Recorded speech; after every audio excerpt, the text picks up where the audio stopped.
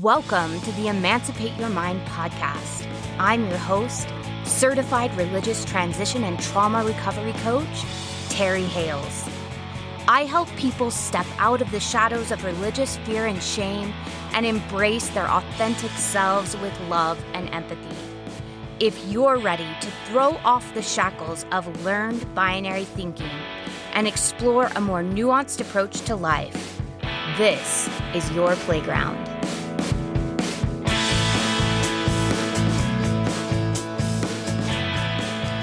Welcome back to the Emancipate Your Mind podcast. After the last couple weeks talking about anger, the conversations I was having on social media with people tended to revolve around relationships. We were talking about how it's so easy to get angry at people we care about because we love them and we want to be close to them. We want to feel connected. And sometimes we can't do that. Sometimes we don't feel safe. And this can leave us feeling vulnerable. It can leave us feeling hurt. It can leave us feeling misunderstood.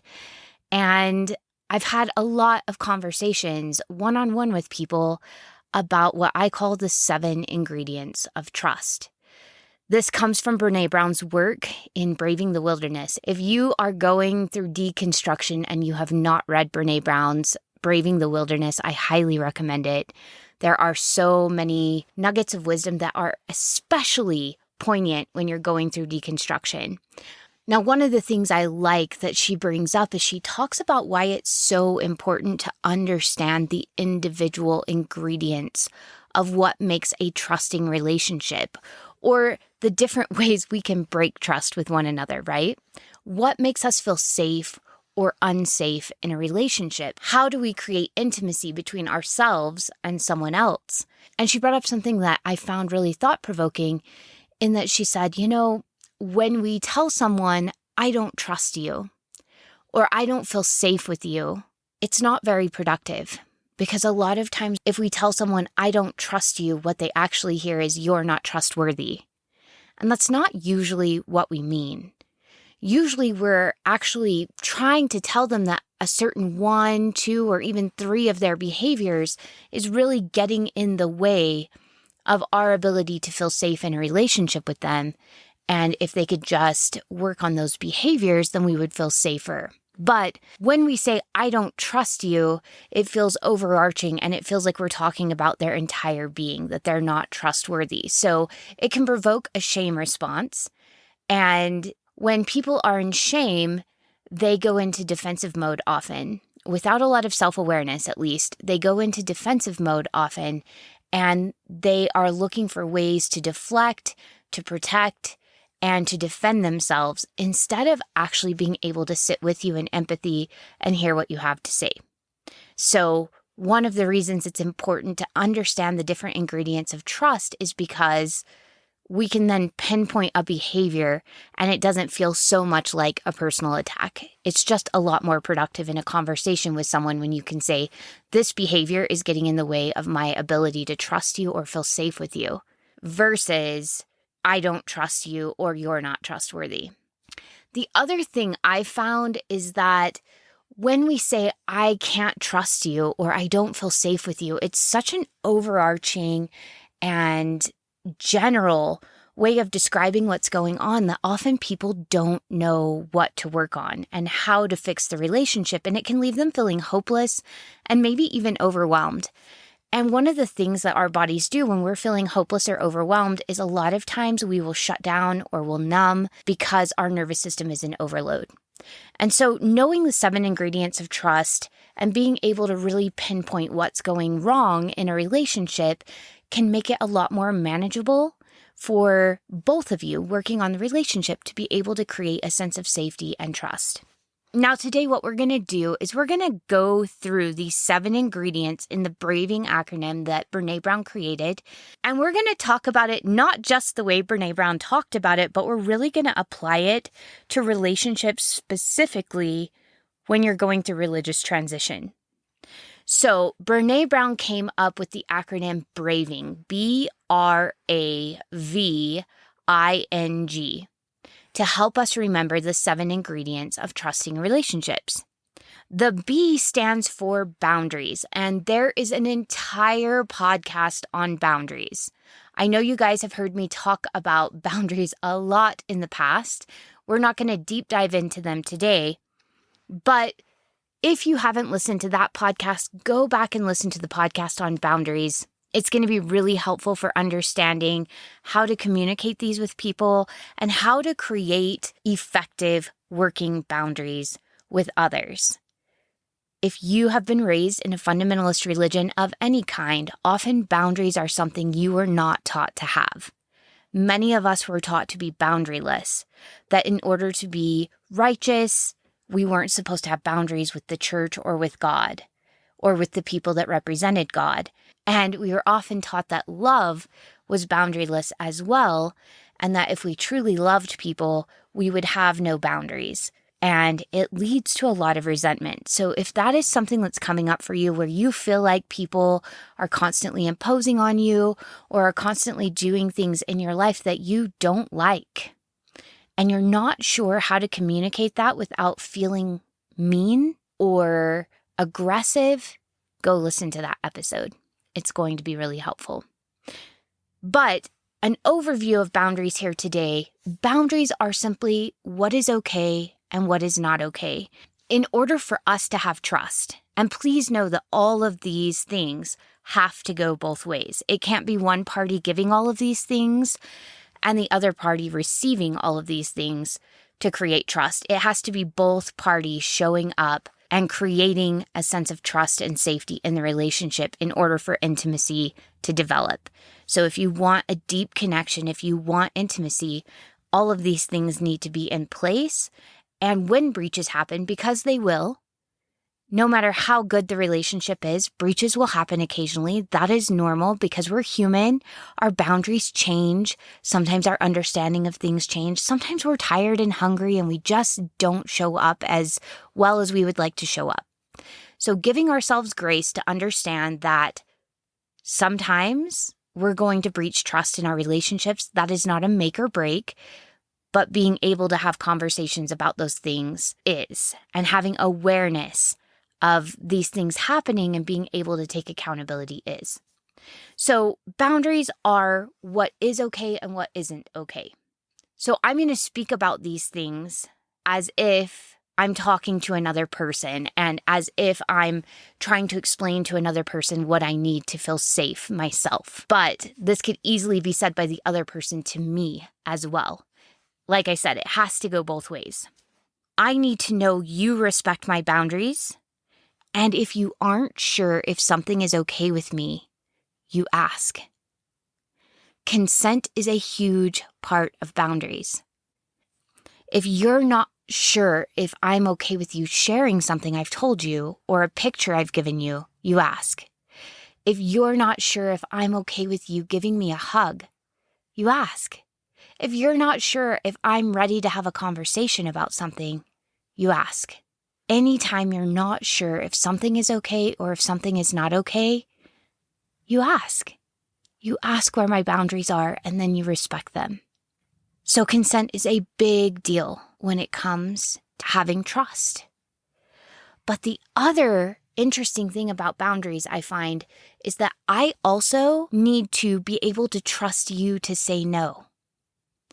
If I ask you if something is okay or not okay, I need to be able to trust that you will say no to the things that are not okay with you. I need to know that you know where your boundaries are and that you're able to communicate them and that you're able to tell me no. The reason this is so important is often we end up walking around on eggshells with one another because we're all trying to be nice. We're all trying to people please one another. And this is where we can get really insecure and unsure around one another because we're trying to walk that line of assuming what's okay and really trying not to step on your toes because we're not sure if you're going to say no when you actually mean no. When you can trust me to say no to things that are not okay with me, and I can trust you to say no, it allows us to more freely move around because we know when we hit a boundary, we're going to have a discussion about it. We know when we hit a boundary, the other person is going to politely and kindly say no. This is a really freeing thing in relationships. And I know that goes against everything we were taught about love and about intimacy.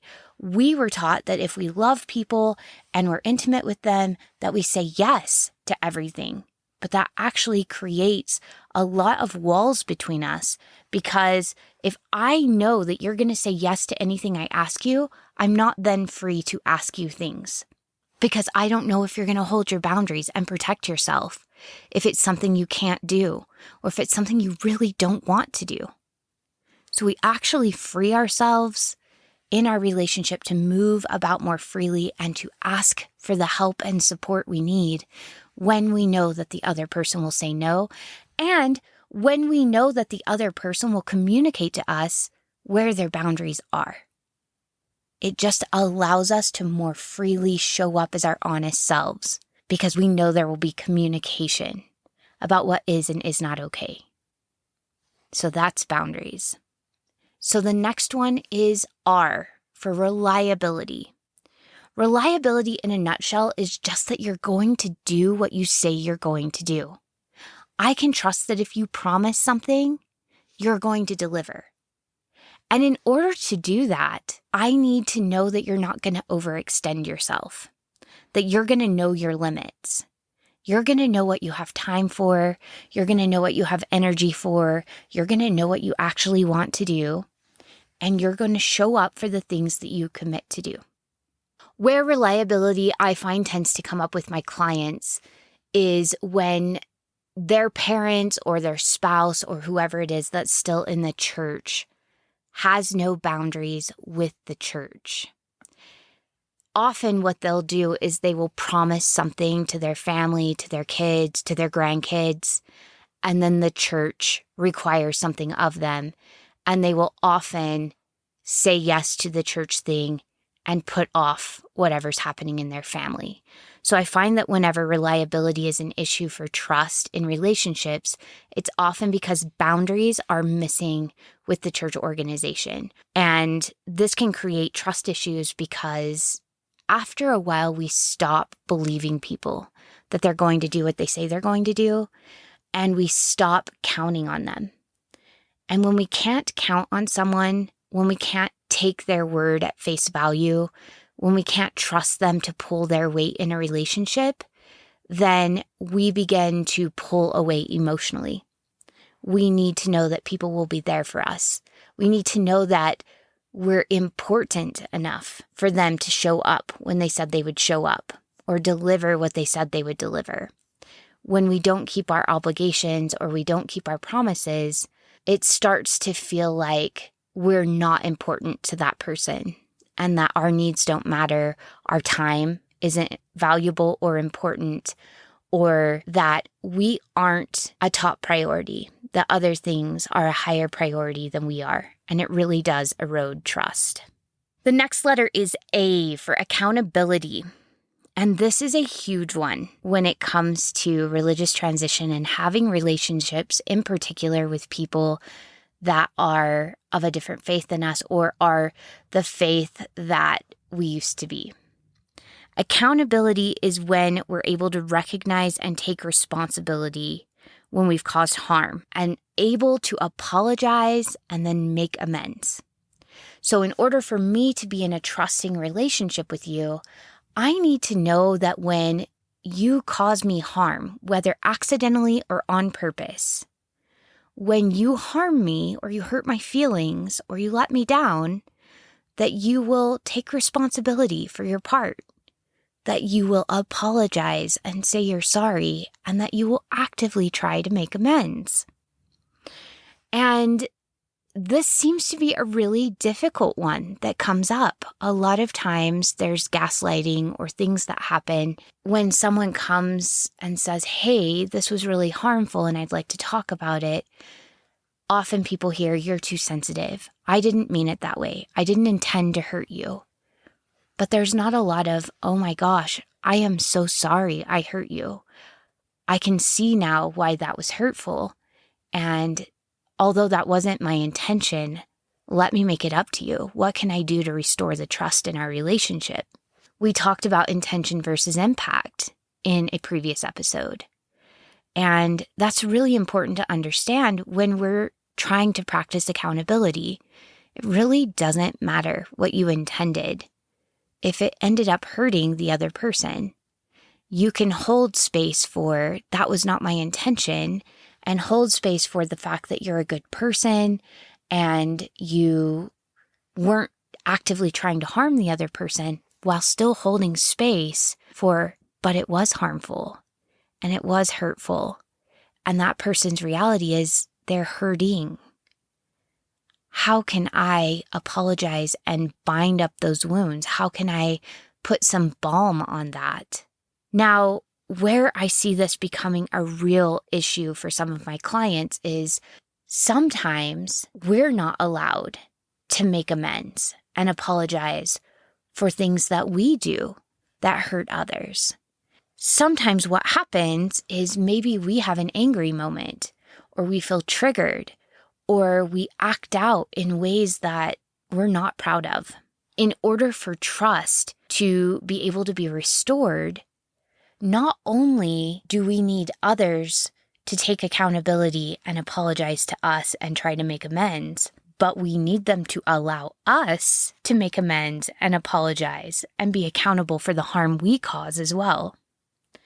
If that is not allowed in our relationship, if we're not allowed to talk about the harm we've done and to apologize and to make amends, if we're frozen out, if we're not allowed to speak, if we are unfriended, uninvited, and unwelcome in the family, if people are not allowed to talk to us when we've had a very distressing moment in the family, then we can't restore intimacy and we can't restore safety.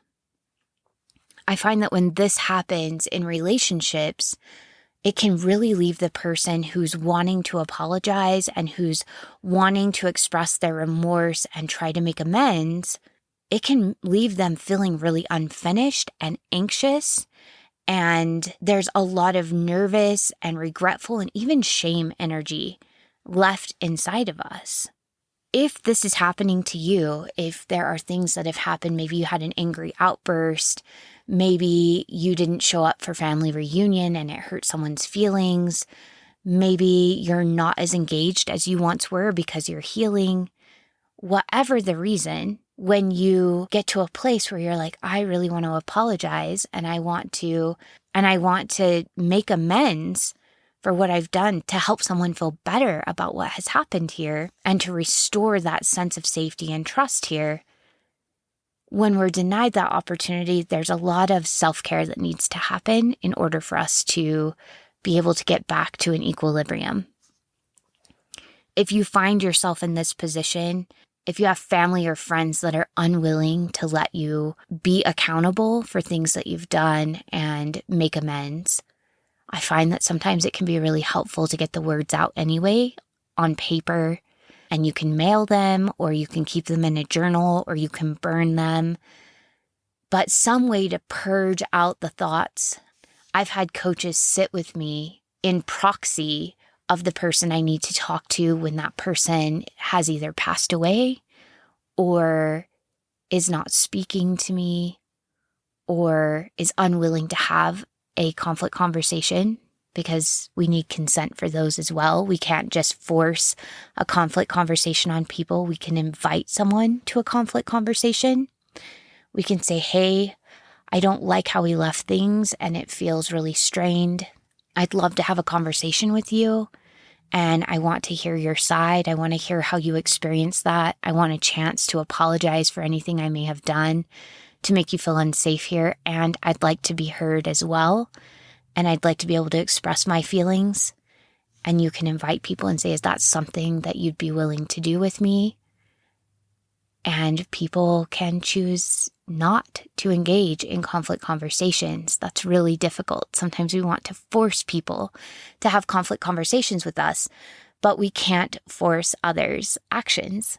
We only have control over our own actions. And so if someone says, no, I don't want to have that conversation, we can leave the door open and say, that's okay, I get it. Whenever you decide you'd like to have that conversation, I am open to it. I care about you. You're important to me. I want to restore intimacy and trust. And the only way we're going to do that is by working through this. So please know that the door is always open when you're ready. And I'm here to have that conversation with you. So we can leave that door open, but it can still leave us feeling unfulfilled and like there are things we didn't get to say. Vomit journaling can come really in handy at this point. Writing a letter. I've had a few family members where I've had to write a letter and just get out everything. And then I kept it to either tear up or burn simply because they had not given their consent for a conflict conversation yet. And it didn't feel appropriate to just send that to them in the mail. So I did it for me to be able to express what I was feeling, to get all of my hurt feelings out on paper. And then one of them I burned and scattered the ashes in my garden, actually, where I could grow new, beautiful things from the ashes. It was very symbolic for me. I do a lot of symbolism. So I like to take things that have felt very rotten or felt very difficult to manage, and I like to compost them quite literally into something beautiful. So if you find you're in this place where you're not allowed to make amends and you're not allowed to have conflict conversations, or you've tried several times and the other person gets into blaming, shaming, or they're aggressive in some way and they cannot hear you, you might find it really helpful to write things down and to find a way symbolically to turn that practice into like taking that rotten stuff and somehow turning it into compost for something beautiful that you can create in your life. So I wrote a letter to family members who had hurt me very badly and had shaped a lot of my teenage years. And I burned it along with all the hurt feelings. Like I just allowed it to be consumed by the fire. And then I took the ashes and poured them into my vegetable garden and just kind of, mixed it all up with the soil and allowed that to just kind of nourish my flower garden and my vegetable garden for the next year. You may find that something else would be helpful. I have a client that literally rips things up. She shreds the things that she needs to get off of her chest. I have other people that put them on balloons and let them float up into the air as if they're releasing them and they're letting them just go. Now, I want to say something really quick that's coming up. It is always best if we can have a healthy conflict conversation with someone first. That is always going to be the most healthy alternative. But if that is not possible, then these other things are ways where we can write and release and create something else, something beautiful from the things that we've been carrying around. Okay, the next letter is V for the vault. And the vault is that if I tell you information, I can trust that you're not going to share my confidential information with anyone without my permission. The other thing is I can trust that you're not going to share other people's confidential information with me. You're not going to share anything with me or with others that isn't yours to share. And vice versa. If I'm going to trust you, if I'm going to be vulnerable with you, if I'm going to be fully human and let you see all of my soft spots, I need to know that they're safe with you and that you're not going to talk about those soft spots with anyone else. I need to know that I can trust my confidential information with you. I find this out by the conversations you have with me. And sometimes we love to try to quick bond with each other by gossiping about other people. There is something that bonds us very quickly whenever we join forces to talk about someone else. It feels like we're both in on a secret, and it creates this false sense of intimacy for the moment when we're sharing the gossip. But what it also does is it actually damages our actual ability to be intimate.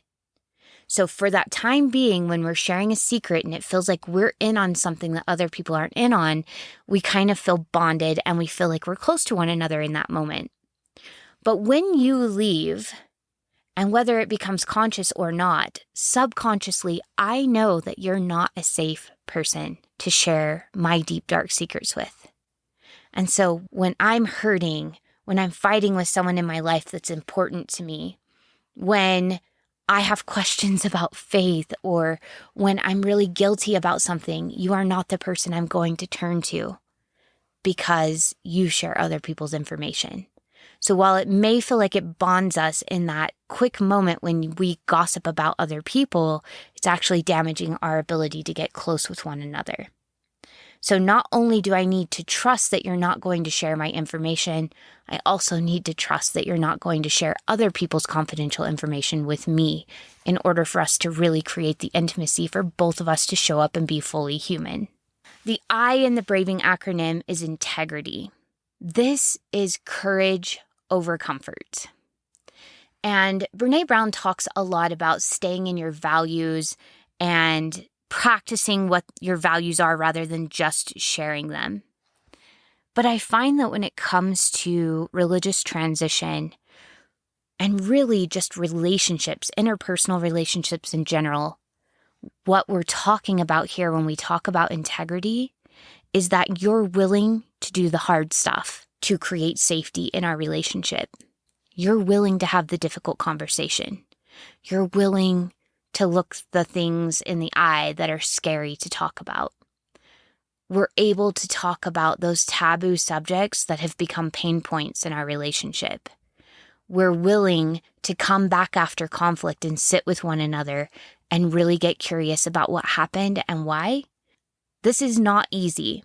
It's much easier to stay on the superficial level, pretend like nothing bad happened, pretend like we're okay now, and brush it under the carpet. But that's not in integrity. So actually today I saw something that really reminded me of integrity and the vault, actually. Someone posted something on Facebook where they said, someone hurts your feelings, and they had this whole graph. And they were saying that this graph was a really great point to make, but actually both the things they listed were really unhealthy. So the first one said, somebody hurts your feelings, you have two choices. And by the way, guys, when anyone says you have two choices, really start getting curious with that, because they're presenting binary thinking. There are usually multiple choices. So it's not either right or wrong, good or bad. Anytime something is presented that way, really put on your questioning cap and get curious with what they're presenting and start critically thinking. But she said, someone harms you, and you either have the choice to go tell everyone about it and how awful that person is and talk about the harm that was done to you, or you can give it to God.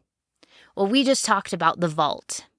If you go tell everyone what happened, if you go talk about how awful that person is, if you go on a smear campaign basically of this other person, you're breaching the vault. And not only are you hurting your ability to be intimate with the person that harmed you, but you're hurting your ability to be intimate with all of your friends that you're sharing this with. Because now they know if they do something that upsets you to this level, you might be doing this to other people with them. All right? So that first one is obviously unhealthy because we are creating breaches of trust all over the place.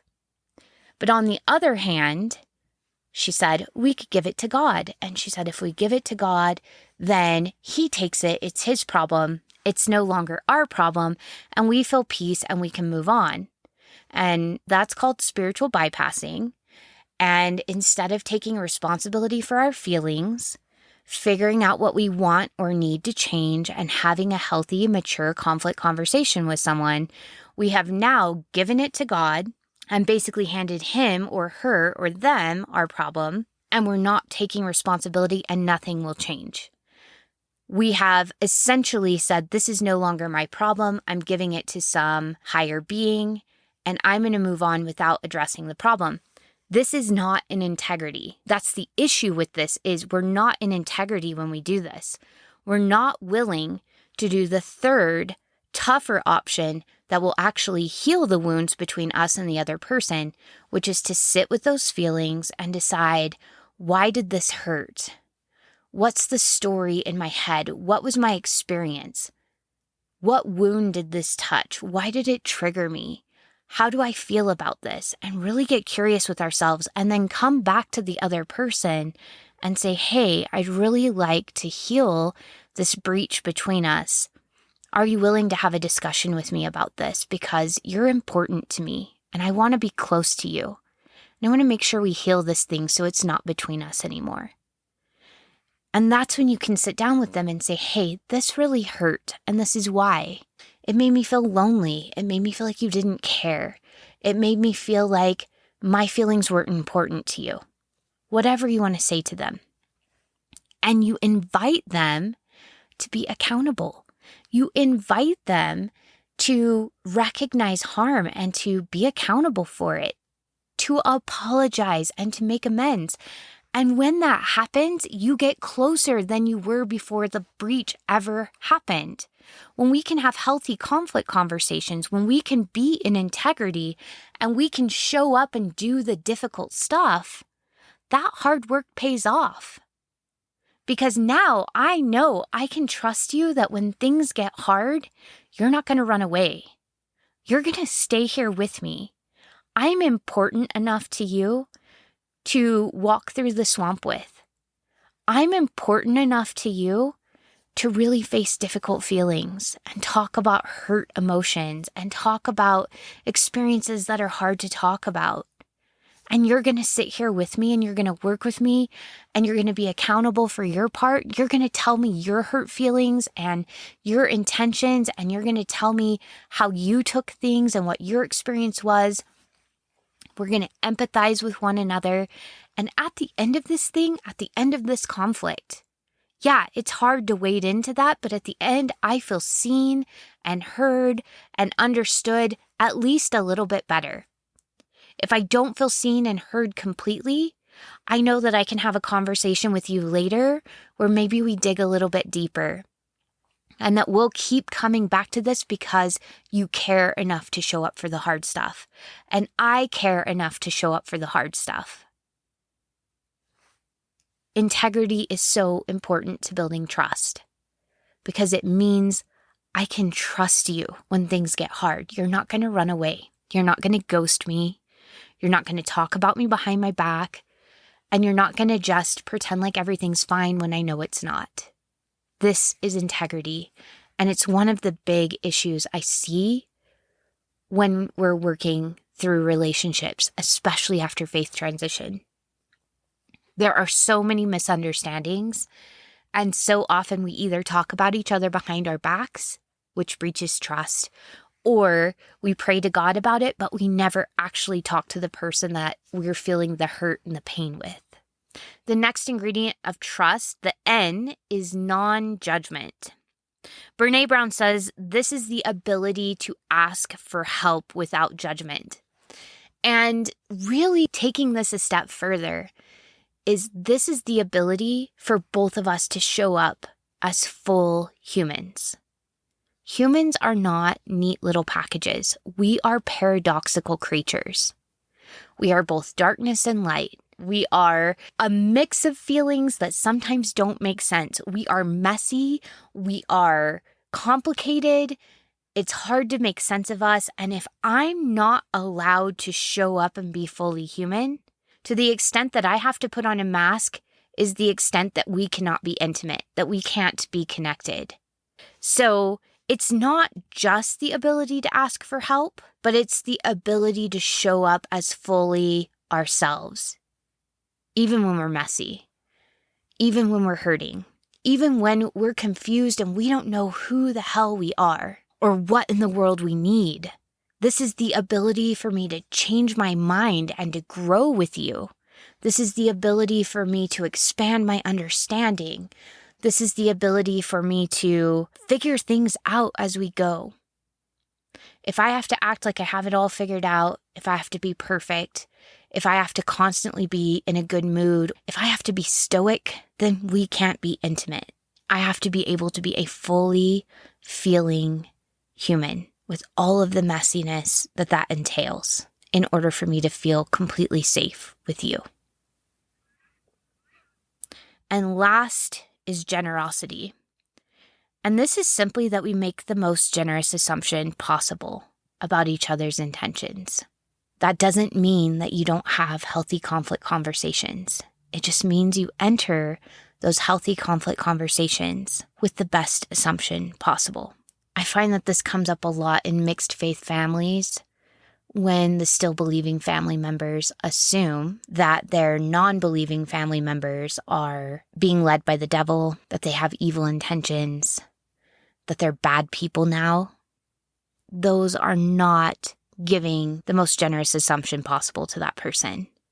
But I find that those of us who leave sometimes project the judgment we felt when we were in the church on others who are still in the church. And it might not necessarily be true. I know that I was definitely guilty of thinking that other people thought really bad things about me. And while some of them did, others of them didn't. They had a much more nuanced and open-minded approach to thinking about people who were in and outside of the church than I did. I had a lot of friends who were much more nuanced in their thinking, whereas I was a very black and white thinker inside of my faith. And so it was really easy for me to take who I used to be and project it on people who were still in the church. And when I learned about this, about being generous in my assumptions, I really started questioning when I would automatically assume that other people were judging me or that other people were waiting for me to fail or waiting for something bad to happen to me to vindicate their beliefs. I really started looking at that and saying, do I know that for sure?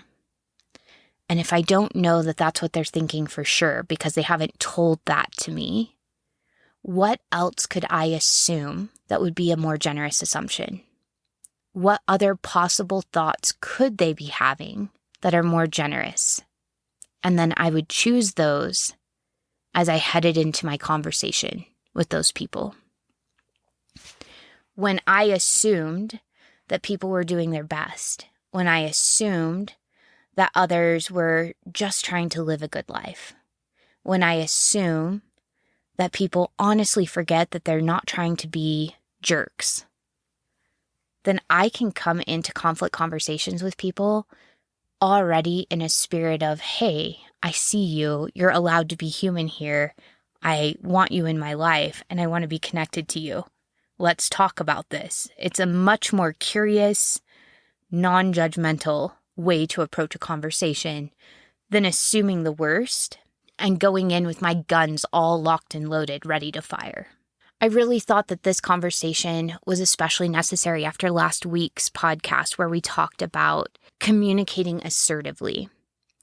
And this is especially important as we're talking about breaches of trust. Brené Brown has a saying in her Dare to Lead book that says, clear is kind. That is what assertiveness is. It's coming into these conversations with clarity of what we experienced and what we want to see happen, but kindness as well and generosity. We want to be able to communicate what's important to us and our experience while preserving the humanity of the other person. We're here to build trust, not to destroy it. We're not here to win and make the other person the loser. That's aggression and passive aggression. We're not here to suppress so that they win and we lose. We're here to make a win-win scenario. And that happens when I can communicate clearly and kindly and hold space for you to communicate clearly and kindly. I want you to imagine a relationship where people bring these attributes to the table, where both of you have clear boundaries and you're able to communicate new boundaries as they show up, where both of you are able to say no when you want to say no, where you can trust one another to know what is and is not okay, and to really care for yourselves in that way. What would it be like to have a relationship with someone who's reliable, that knows their capacity and only says yes to the things that really light them up, that are within their capacity, and they show up the way they said they would? What would it be like to be in a relationship with someone who, when they inevitably harm you, because we're all human and we all make mistakes and we all have bad days, that they can own their harm, hear your side, be accountable, apologize, and begin to make amends, and they allow you to do the same. Imagine what it would be like to know that anything you told to another person or did in front of this person would remain confidential. How would that feel? To know that if they had conflict with you, or if they didn't agree with something, they'd bring it to you and not to other people. Imagine if this same person was brave enough to have these conversations before these issues festered and got bigger and bigger and were wrapped in resentment. What if they were willing to do what was courageous instead of what was comfortable? What if they were able to have the difficult conversations instead of pretending like everything was okay? Imagine the trust that would grow there.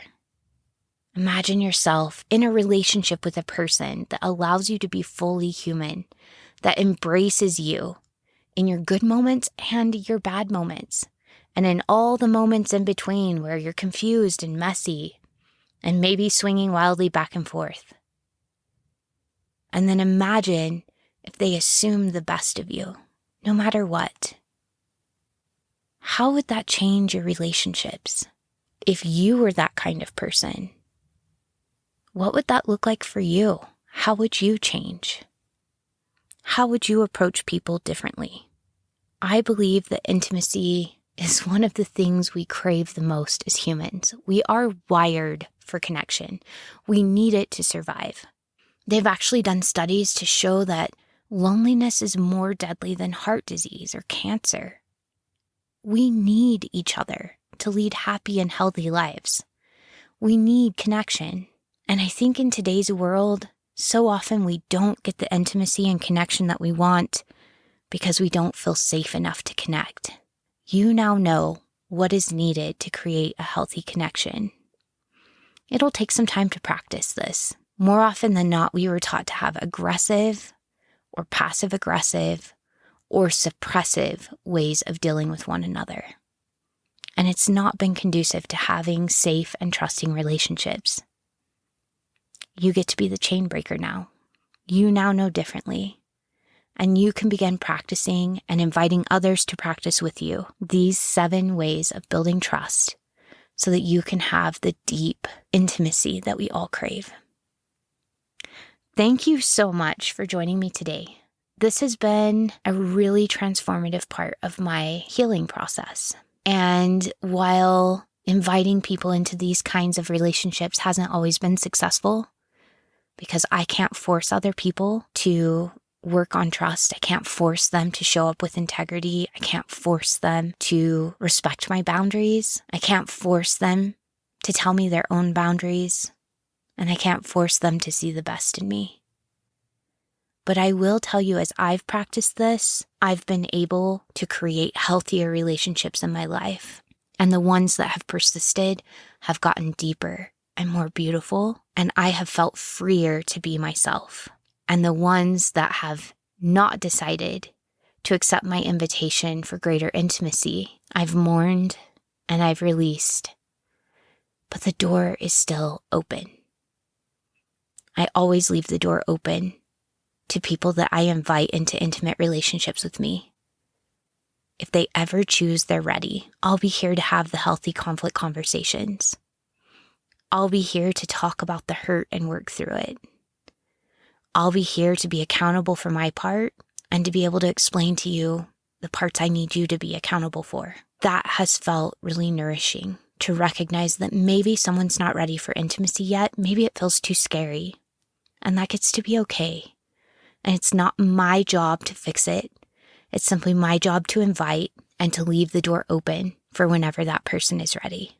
I know this feels scary and vulnerable and naked, but when we do this, we get the connections and the friendships and the safety and the trust that we need to feel like our full selves. And I believe as we invite others into this circle, we create something beautiful in the world that can't be created in any other way. I'm excited to hear about your experiences as you practice this. I'm excited to hear what happens. Already, as I've been running the beta group with my app, and by the way, you guys, the app is coming, and I'm so excited for it. It's really coming along. I've gotten so much good feedback, and I'm already working on the next version to be released, and I can't wait to unveil that to all of you. But I've watched people in the group work on these things, and I've watched them get results where they've been able to have really difficult conversations in a way that turned out to be surprisingly connecting for them and their loved ones.